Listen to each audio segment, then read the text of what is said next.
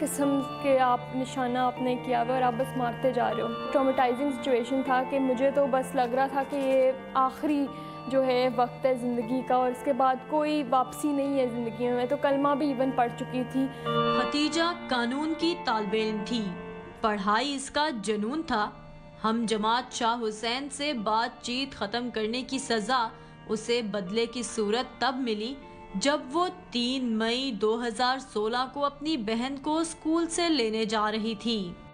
Exams اتنے قریب تھے اور میں نے امی کو کہہ دیا تھا کہ بس یہ آخری دن ہے، اس کے بعد نہیں میں لینے جاؤں گی صوفیہ کو نا اسکول سے. تو وہ میرا آخری دن ہی بن گیا واقعی. اس کے بعد میں گھر بھی نہیں آئے 2-3 ہفتوں تک. پڑھائی بھی افیکٹ ہوئی. میرا لاء ڈگری کمپلیٹ ہو گئی ہوتی، لیکن جتنا میں نے اس کے باوجود دیکھ لی ہے وہ آئی تھنک میں ڈگری کمپلیٹ کر کے نہ دیکھ سکتی ہوں. ماضی تکلیف دہ تھا لیکن حال امید افزا ہے. ختیجہ صدیقی پر چھریوں کے 23 وار کرنے والے شاہ حسین کو عدالت سے 7 سال کی سزا مل چکی ہے، لیکن ختیجہ کہتی ہے کہ پاکستان میں خواتین کے لیے انصاف کی تلاش کا راستہ مشکلات سے بھرا ہوا ہے.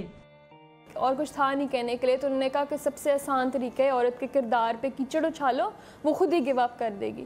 تو اس کے بھی میں کھڑی رہی، ڈٹی رہی. ان کا پریشر بہت تھا. ان کے بہت سینئر وکیل ہیں، مطلب پوری بار ایسوسی ایشن کے کہہ لیں جن کو میں بولوں گا سپر مین ان کے ساتھ تھے. مجرم شاہ حسین اور اس کے ایڈوکیٹ والد کے بیان کے مطابق وہ یہ کیس اعلیٰ عدلیہ تک لے کر جائیں گے. کہ ہائی کورٹ میں اور بڑے وکیل آئیں گے، مجھے پتہ ہے اس بات کا، اور میں ان کے لیے بھی تیار ہوں. جنگ لڑیں گے، پوری طرح کریں گے. پہلے بھی گھبرائے نہیں، ابھی بھی نہیں گھبرائیں گے.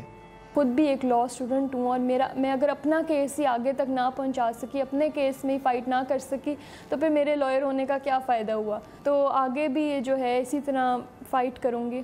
قانونی مدد کے اداروں کا کہنا ہے کہ ختیجہ صدیقی کیس کو اجاگر کرنے میں پاکستان کے روایتی میڈیا اور سوشل نیٹ ورکنگ سائٹس نے اہم کردار ادا کیا، جس سے سوشل میڈیا کے مثبت پہلو کی نشاندہی ہوتی ہے.